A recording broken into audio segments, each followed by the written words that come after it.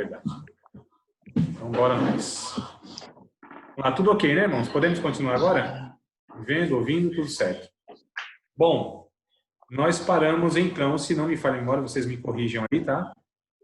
Nós falamos sobre a questão de nós como conselheiros e identificando, né, aí essas demandas, essas necessidades de ajudar as pessoas efetivamente quando a questão é legal, quando é uma questão de que tem que recorrer a autoridades. A gente precisa fazer isso com todo o conhecimento das leis, tá, irmãos? Então, preste atenção. Não é de uma forma atabalhoada, não. Estabanada e de qualquer forma. No conhecimento das leis, recorrendo às pessoas adequadas, certa autoridade de fato, gente que é da área do ramo, que pode sim estar aí dando esse amparo aí, tá bom? Então, muita cautela. Não é que eu estou dizendo assim, ó, percebeu alguma coisa, corre para qualquer um e fala, não, não é assim. Cautela, ponderando tudo, vendo o momento certo de fazer isso. Então, toda cautela, só que a gente precisa agir, né? Precisa agir, quando é urgente, a gente precisa ter uma medida rápida, né? Equilibrada, consciente, mas rápida. A gente precisa unir essas duas coisas, né? A urgência junto com a prudência. Cautela. Tá bom? Oi? Isso, exato. Prudência, mas a gente precisa ser rápido, né? Então, por exemplo, uma pessoa que está sendo agredida, a gente precisa ser rápido aí na medida, né? Uma criança abusada sexualmente. E a gente, então, precisa, o quanto antes aí tá sanando isso, tá? E aí a gente tem, amados, eu coloquei aqui, instituições para-eclesiásticas, né?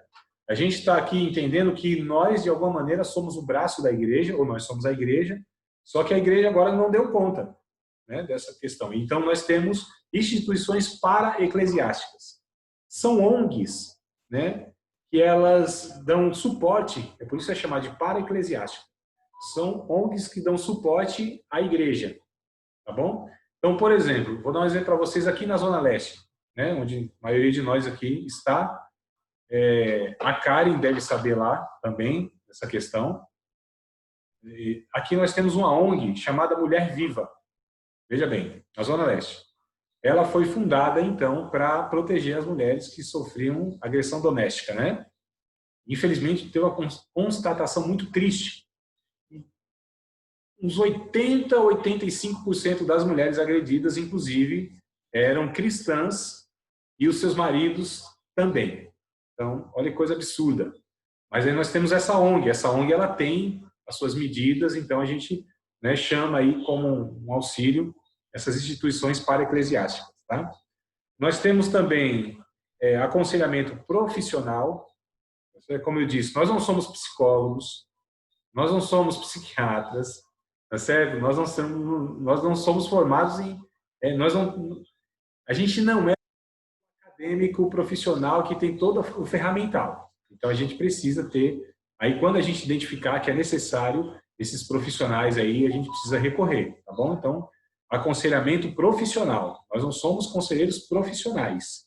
Os profissionais são esses, de fato, que eu citei aqui. Psicólogos, psiquiatras, né? Terapeutas, enfim. E ajuda médica ou psiquiatra também, quando a gente identificar que é uma questão fisiológica, tá certo? É uma patologia. Então, a gente precisa também encaminhar para um médico de confiança. Então, a gente precisa... Veja a importância de nós termos esses contatos, né? A gente precisa, então, ter essa rede de relacionamento para que a gente possa, então, recorrer, tá? Observação que eu coloquei aqui, ó. Isso não quer dizer, por exemplo, eu encaminho alguém a um psicólogo, tal. Então, isso não quer dizer que, então, minha parte aqui acabou e eu transfiro essa pessoa para outra, aos cuidados da outra pessoa. Não, não é isso que eu estou dizendo, tá? Então, isso não quer dizer que a gente deixa, né? Nós vamos deixar de caminhar com o aconselhado. Só quer dizer que nós buscamos mais um auxílio, né? Para que a gente agora consiga estar ajudando essa pessoa com mais eficácia, porque identificamos que até ali nós não vamos, mas nós continuamos com essa pessoa e chamamos mais uma para nos ajudar. Tranquilo essa questão? Querem pontuar alguma coisa? Não? Posso continuar? Tá bom. Então, assim, amados, eu vou entrar em um ponto hoje. Karen, tu quer falar alguma coisa? Tu quer, mulher? Não? Cara, né? Deus, que é isso? Tá bom, então. Mas vocês estão aí liberdade de falar. Eu vou dar uma pincelada, um pontapé inicial, mas é claro que a próxima aula que a gente vai desenvolver isso, tá bom? É só para que vocês fiquem assim perturbados na semana e comecem a pensar sobre isso aqui que a gente vai iniciar aqui. Brincadeira perturbado, né? Para que vocês fiquem pensando aí. Como que nós vamos lidar com casos de divórcio, homossexualidade, depressão e suicídio, álcool e drogas, pornografia, racismo e discriminação. Tudo muito fácil de lidar, né? Quando nós tivermos esses casos, como que vamos conduzir isso? Quais serão os caminhos? É claro, queridos, que eu não pretendo, em uma aula que é a minha proposta, talvez estique o chiclete para mais outra aula, né? A gente tem aí, então, essas duas aulas. Mas é claro que eu não pretendo estar aqui trazendo a reflexão de uma forma exaustiva, né? Mas só para que a gente possa ir pensando e se interessando e buscar informação sobre cada caso desse, tá? O que eu quero colocar, que eu acho que eu falei na aula passada, é que em todos esses casos, nós jamais faremos juízo moral ativo. Lembra que eu falei isso? Quem lembra, queridos? Lembra? Então, tá, nós somos cristãos, né? Nós somos cristãos. Então, nós temos os valores, nós entendemos, por exemplo, que o divórcio não é algo bom, não é vontade de Deus. Fato, ponto pacífico, não há o que discutir, né? Deus odeia o divórcio, né? O que Deus uniu, o homem não separe. Então, não tem o que discutir. Não tem. Só que nós estamos nos deparando com uma pessoa que está sofrendo, tá certo? Então, nós não fazemos julgamento, né, de juízo moral ativo. Nós precisamos, então, trazer essa pessoa ao equilíbrio emocional, né, o seu equilíbrio social, seu equilíbrio espiritual, e a partir daí a gente, então, pode direcionar para um lado ou para o outro, segundo a decisão dela. A decisão que ela tomou, não vou ficar mais casado. Decisão dela, né? Como que a gente vai encaminhar essa pessoa nessa decisão dela? Não, ela entendeu de fato que ela está disposta, a pessoa, né? Está disposta a estar restaurando isso, recomeçando isso. Então, a partir da decisão dela, vamos encaminhar para esse lado. Tranquilo? Então, a gente não faz esse juízo de julgamento moral ativo, tá certo? Não fazemos. Vamos... Até porque, geralmente, a pessoa quer... Você acha? Uhum. Eu faço ou não faço? Né? Transferindo para nós. Aí a gente não pode segurar. A gente não pode, esse apesar da gente influenciar muito, né? Sim, então tem que tomar muito cuidado, porque a gente influencia. Sem dúvida. E aí, uma vez que a gente influencia também, seja para separar, aí ela vai dizer assim, mas você estava do meu lado quando você... Meu áudio está fechado, né, Viviane? Está fechado. Vocês estão ouvindo o que a Viviane está falando, não? Tá? Ah, então tá tranquilo, aquela está do ladinho aqui, então tá ótimo. Sim, pode continuar. Então tem que tomar muito cuidado, porque a gente influencia. A gente influencia tanto para o que é bom, para o que é ético, o que é moral, quanto o que não é, né? Eu acho que no aconselhamento a gente precisa, principalmente quando depende de algo que vai mudar a vida do outro, deixar com que ela reflita. Eu já aconselhei inúmeras mulheres que estavam decididas a separar, e no momento que a gente foi falando do dia a dia, de como aquilo chegou naquele ponto e tal, ela percebeu que ela também levou aquela situação ao ponto que estava. E aí decidiu não separar mais. Não dela, né? Então, assim, a gente nem apoia e nem tira o apoio, a gente só faz refletir. Mostrando... Né? Então, o professor, a fala geralmente é porque é algo que acontece muito do homem em relação à mulher, até mesmo na agressão, no feminicídio, em relação à separação, tudo. Geralmente é o homem, a gente sempre leva para o lado masculino da coisa.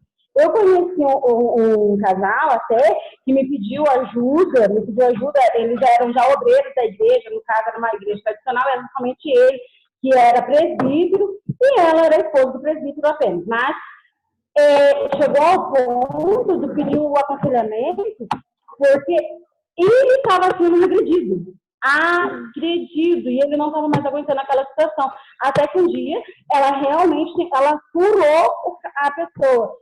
Mas ele Gente, não tinha um X da questão. Já era o perfil dela ser agressiva, agredia mesmo, já tinha que de agredir o esposo. Aí ele era um santo? Não, da mesma forma que ninguém é santo. A questão não era essa. A questão é que geralmente a gente leva 80% de qualquer situação, o homem começou. Não sou a favor do homem e da mulher, eu só estou comentando aqui um caso aleatório. Nós estamos no processo, trabalhando com várias e várias conversas, e por fim realmente era ela, aí ela estava pedindo perdão, quis voltar, e ele falou assim, eu já tinha voltado com você as outras 3 vezes, só que dessa vez não dá, chegou ao ponto dela torturar a pessoa. Não existe, aí ele foi e desistiu da situação. Mas é um caso, assim, é raro um homem até mesmo, porque sério, o homem dizer que está sendo agredido por uma mulher. Sim. E não era o caso que ele foi realmente agredido. Não é tão comum, né, essa situação. Tinha um amigo meu que ele falava, não, a gente reprova o homem bater na mulher, mas o homem também não pode apanhar da mulher, né? Então, agressão, ninguém deve agredir ninguém, né? Essa é a realidade. E divórcio, amados, cada caso é um caso, cada situação é uma situação. A gente precisa identificar todos esses agravantes, né, para que a gente tome essa medida. Por exemplo, o caso de agressão é muito complicado, né? A Karen trouxe assim uma exceção de fato, né? Algo que é raro, mas não é menos grave, tá certo? Não é menos grave. A gente sabe que fisicamente o homem tem mais possibilidade de agredir, matar a mulher, dominar a mulher e tal. Mas a mulher também, ela tem a condição e a capacidade de agredir o homem a ponto de matá-lo, não é? Então, não diminui a gravidade. A gente sabe que é mais comum o homem agredir a mulher em fatores mais fisicamente. Tem algumas coisas envolvidas. A questão a gente precisa sempre identificar essas gravidades, a gente sempre precisa identificar para ver qual medida toma, né? Isso é a questão anterior. Opa, há uma agressão? Eu coloquei que é o caso mais comum, é a mulher agredida, né? Sendo agredida. Então, a gente precisa proteger a mulher.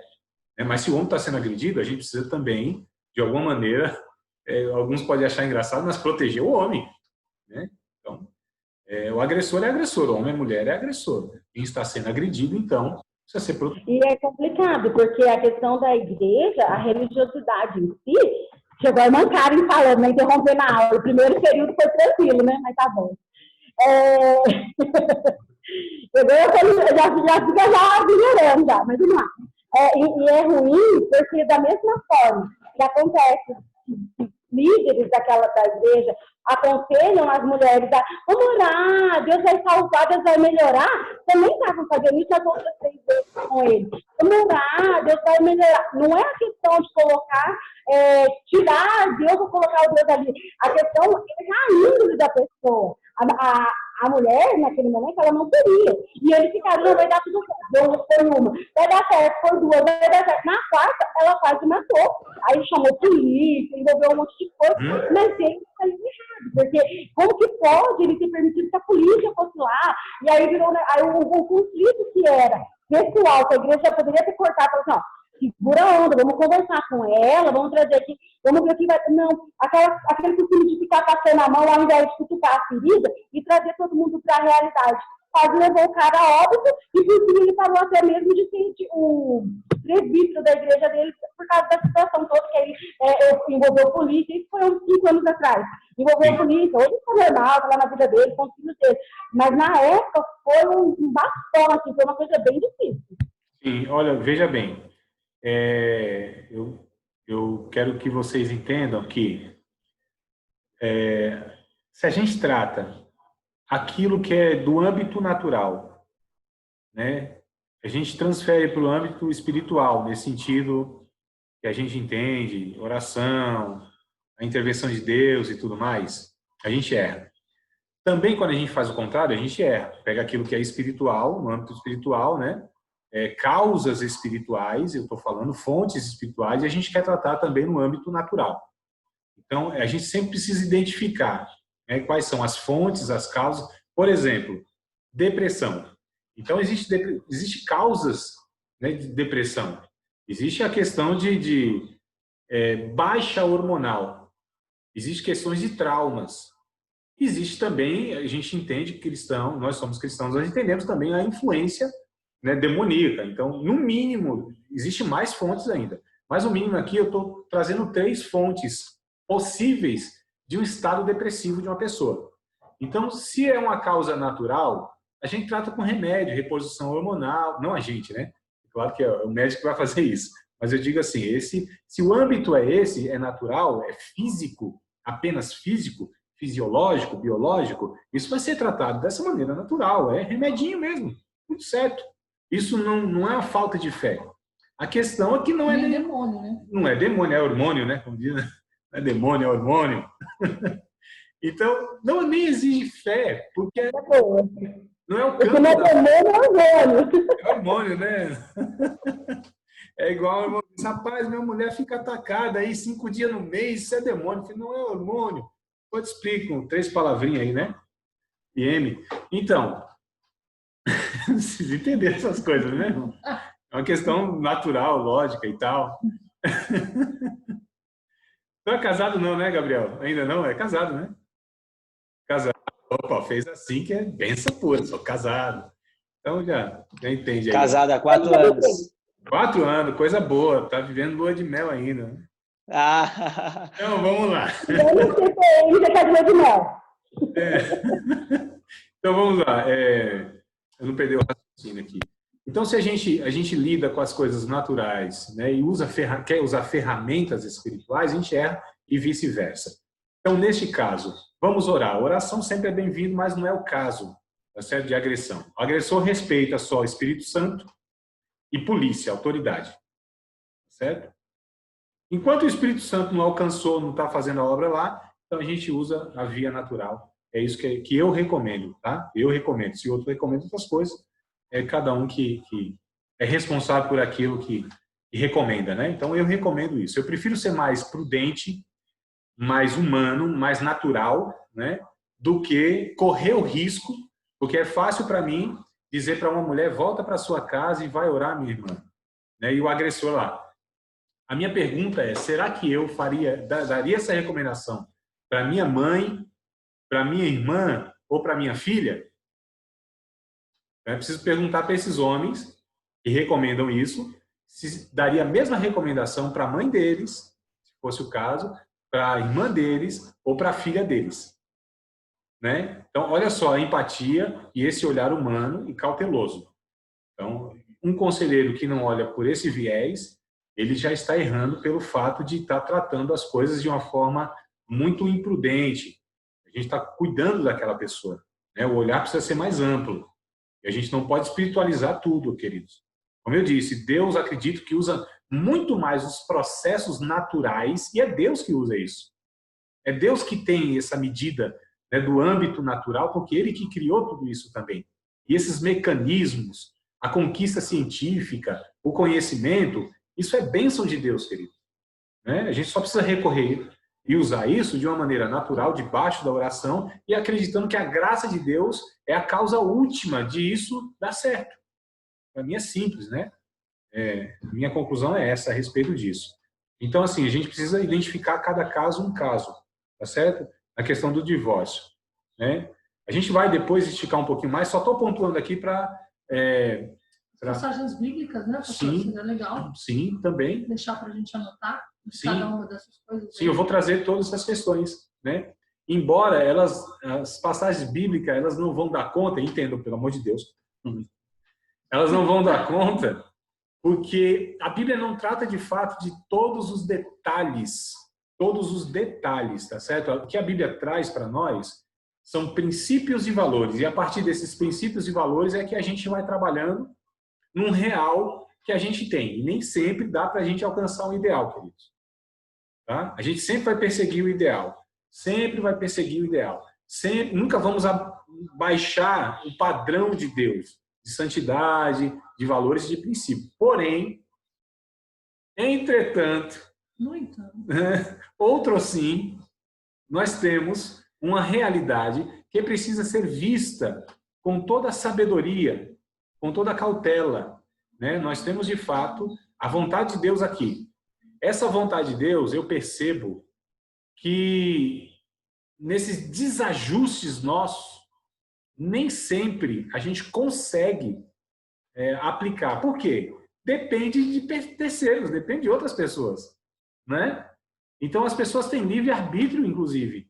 E se elas não querem fazer a vontade de Deus, por um motivo ou por outro, por exemplo, o divórcio.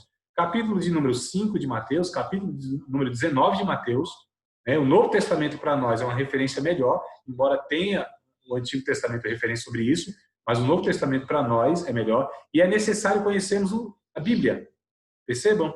Então, Mateus capítulo 5, Mateus capítulo 19, Romanos capítulo 7, 1 Coríntios capítulo 7, vai tratar, né, dessas questões sobre divórcio. E é muito complexo, gente, como eu disse, eu não pretendo trazer aqui, sabe, todos os pontos de vista e tudo mais. É só para que a gente dê esse pontapé para que cada um de nós entenda que nós precisamos nos preparar mais sobre todos esses pontos que são complexos de fato. Mas nós precisamos pelo menos ter aí um direcionamento, um norte, para onde a gente vai, né? Como que a gente lida. E às vezes no andar da carruagem, no processo do aconselhamento, a gente vai precisar, inclusive, estar se preparando, porque assim, é ao vivo, né, amados? A gente nem sempre é tão preparado assim, ou se prepara antes, nem dá tempo, e a vida é muito dinâmica, e cada caso é um caso, e cada história é uma história, e a gente não pega uma régua e coloca todo mundo debaixo daquela régua, ou uma regra e aplica na vida de todo mundo. Bom se fosse assim, mais fácil se fosse assim, mas não é assim, tá certo? Na igrejinha, dentro lá, a gente consegue às vezes enquadrar as coisas, né? A gente consegue lá colocar no aquário os peixinhos, mas esses peixinhos eles pulam fora, vai para o rio, vai para o mar, e os problemas vêm. A gente era muito alienado, a gente não participava das questões sociais, né? A gente tinha uma sociedade que refreava moralmente também, porque nós temos, no Brasil, nós temos uma sociedade judaica cristã nos valores, até década de 70, 60, né? 70, 80, isso aí já foi assim, descendo a ladeira, até que nós chegamos aí a uma liberalidade, né? Onde parece que aquilo que Isaías escreveu é o que acontece na nossa sociedade. Chama o bem de mal, mal de bem, escuridade de claridade e vice-versa. Então, nós não temos mais aí esses refreios morais, sociais que nos ajudavam. Então, hoje a igreja, graças a Deus, está tendo contato com todas essas demandas, esses descaminhos aí da vida de todo mundo, né? Graças a Deus, porque nós temos de fato agora a condição de alcançar essas pessoas. Então, perceba que só uma pincelada aqui, o negócio já vai ficando, né, já vai surgindo um monte de questionamento, um monte de questão. O que eu quero pontuar aqui para não... porque essa não é a proposta, de nós abrirmos a discussão e irmos em frente. É só para abrir, e aí sim, nas próximos encontros, a gente está, sei lá, abordando um pouco melhor aí, tá? Então, divórcio. Muito difícil. Cada caso é um caso. Veja o que está acontecendo. Ajude a pessoa. Tente entender tudo, né? Conhecendo a Bíblia, mas entendendo que, infelizmente, nem todos os casos, biblicamente, nós vamos ter sucesso para que aquilo possa ser restaurado da forma que nós entendemos, né, que a Bíblia diz que deve ser. Então, eu estava, algum tempo atrás aí, pouco tempo atrás, recentemente, eu ouvi uma expressão que eu achei muito interessante. Não é que eu estou me conformando, amados, com fracassos, com derrotas. Mas hoje eu vivo muito mais uma realidade, eu não vejo como falta de fé, e sim como uma pessoa que não é alienada, achando de fato que Deus vai fazer tudo. E para mim isso não é falta de esperança, porque eu sempre vou acreditar na restauração de Deus, sempre vou orar pelo milagre, sempre vou trabalhar por isto, né? Enquanto isso não acontece, eu preciso pelo menos ver se seguro na vida e vivo as pessoas para que o milagre chegue.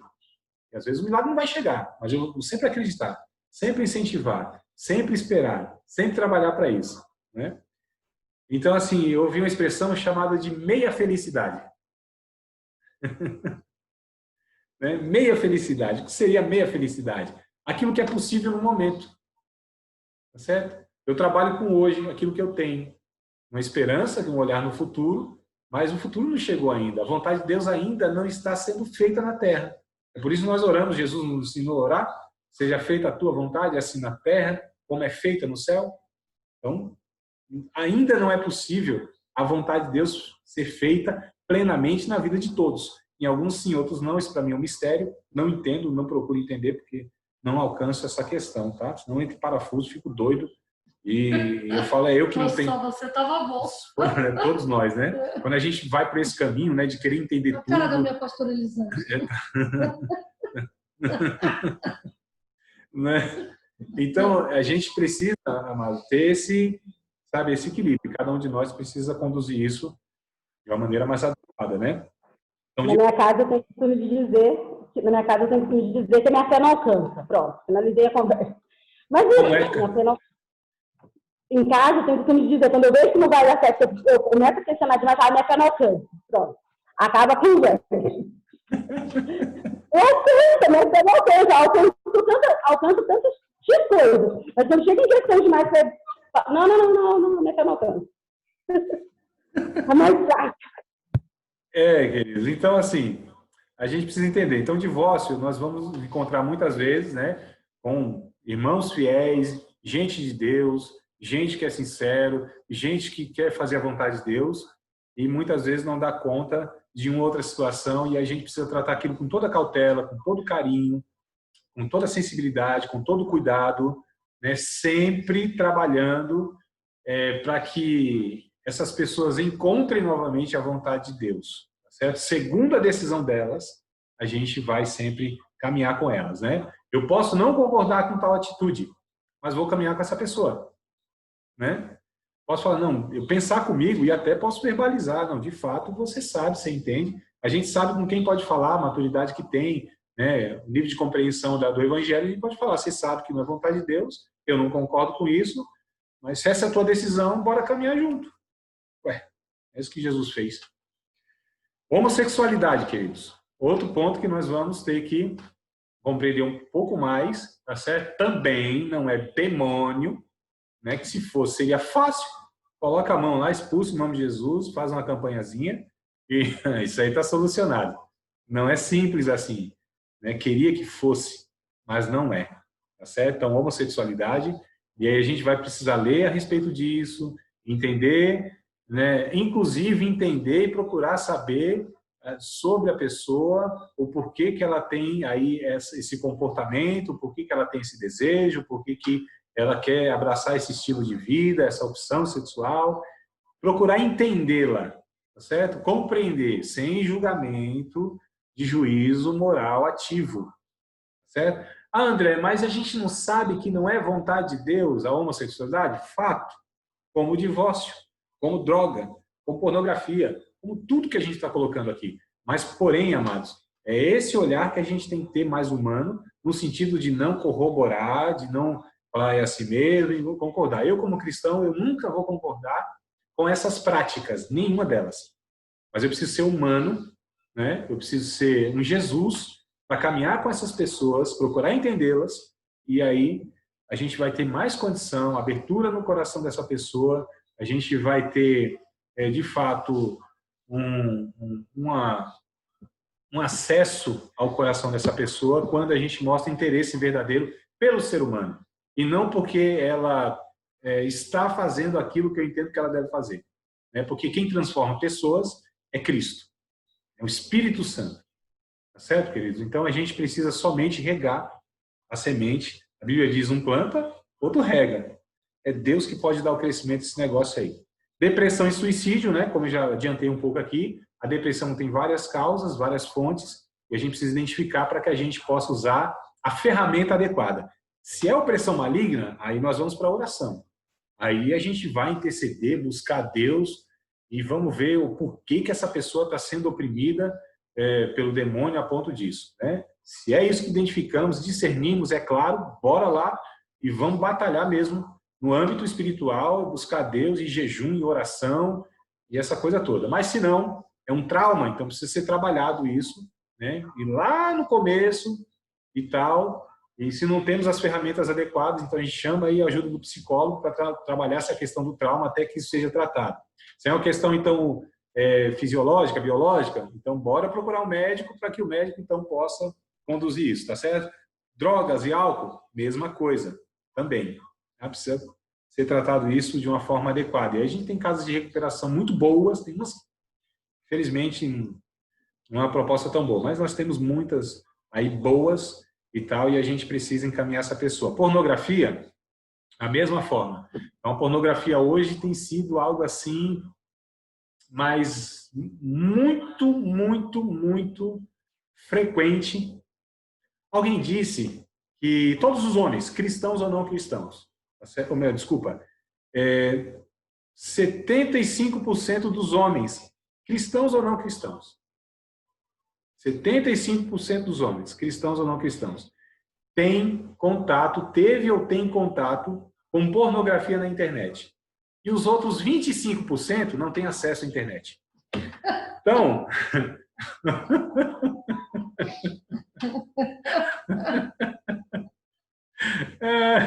vocês acham que é brincadeira, né? Ajuda eles. Existe, e as irmãs aqui talvez não vão entender alguns pontos que talvez eu colocaria aqui, mas não vou colocar agora não.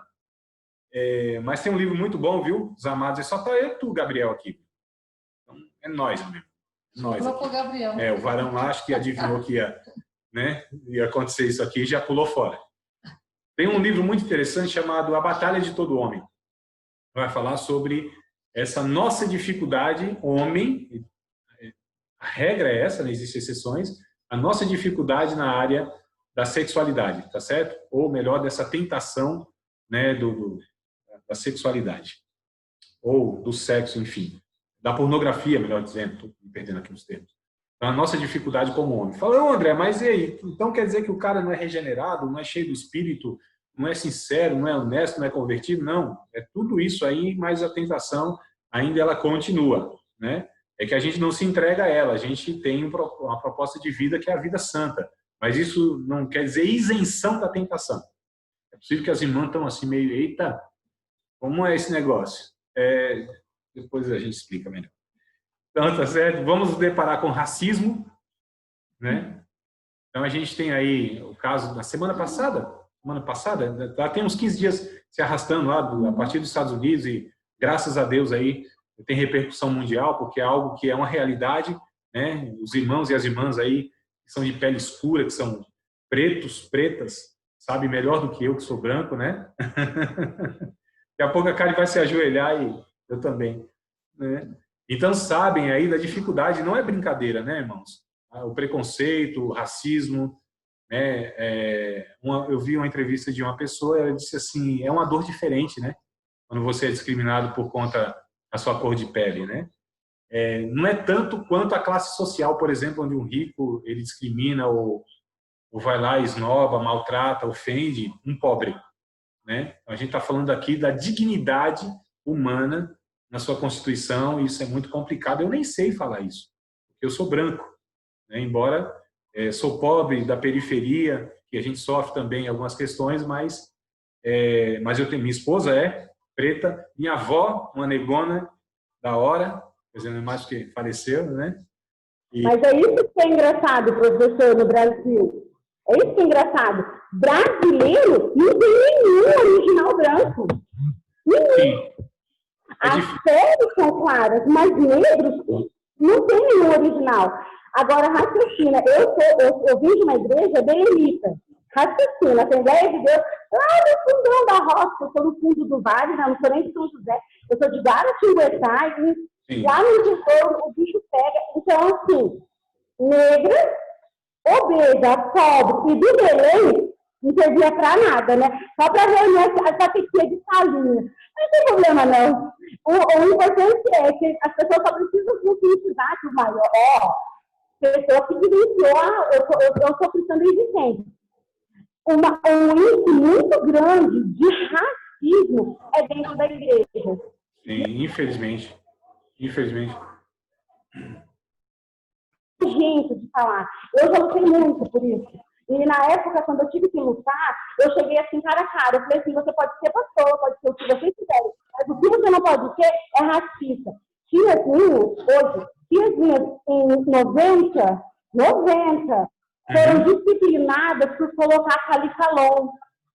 A calicalon na minha época, hoje que fala Interleite.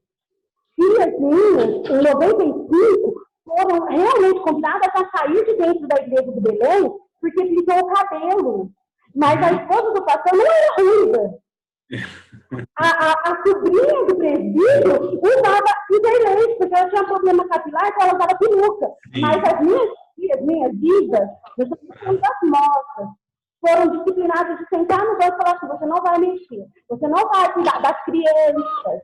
Ninguém tem que ficar numa igreja para cuidar de crianças. Infelizmente, Karen e os demais irmãos, irmãs e irmão, a gente vive uma realidade muito triste, onde, em muitos casos, né, em alguns assuntos, ou em muitos assuntos e em muitos casos, a igreja ela não difere, né, do seu comportamento, tratamento e conceitos daquelas pessoas que não professam o evangelho. Então, a igreja é lugar de gente de todo tipo, né? Eu brinco, né? A igreja tem tudo, até gente salva, né? A igreja evangélica no Brasil, qualquer hora dessa o evangelho entra dentro dela, né? Então eu brinco nesse sentido, porque de fato é um lugar público. Muitas vezes nós não usamos os parâmetros bíblicos para estar admitindo na membresia, na liderança, pessoas de fato que sejam maduras, cristãs, convertidas, enfim. Então, infelizmente, nós encontramos isso dentro e fora da igreja. Isso não é novidade, nós vemos isso desde a época dos apóstolos, então não é nenhuma novidade. Nós estamos falando com seres humanos que se reúnem num lugar que professam um Deus que nem sempre é refletido na sua vida, a partir do seu entendimento, e etc. e tal. Nós precisamos combater isso com veemência, nós precisamos ser intolerantes, né, com essas questões, seja a discriminação étnica, seja a discriminação por conta de classe social, seja a discriminação por conta de gênero, tá certo? Todo tipo de discriminação onde o ser humano é degradado, inferiorizado e oprimido, isso precisa ser combatido. Certo? Então, Gálatas 5 e 28, 3 e 28 de Gálatas vai dizer que em Cristo não há macho, não há fêmea, não há servo, não há livre, não há bárbaro, não há cita, não há judeu, não há grego. Todos são um em Cristo. Então, a gente precisa combater uma sociedade machista, uma sociedade que agora está indo para o feminismo, que são dois extremos diabólicos, né? Então, os dois são prejudiciais. Essa sociedade que de fato, assim, segrega mesmo. Tá? Então, a gente precisa trabalhar isso. E racismo e discriminação. Então, bora na próxima aula, que está acabando aqui, vai cair, eu já quero dar um tchau para vocês, não tem mais tempo, tá certo? A gente vai, na próxima aula, tentar aqui um outro ponto, se aprofundar, mas estamos lá no WhatsApp, para a gente continuar a conversa. Tá bom, amados? Se cair aqui, Deus abençoe a todos, obrigado pela participação, e bora lá na última aula, né, na semana que vem, tá junto lá.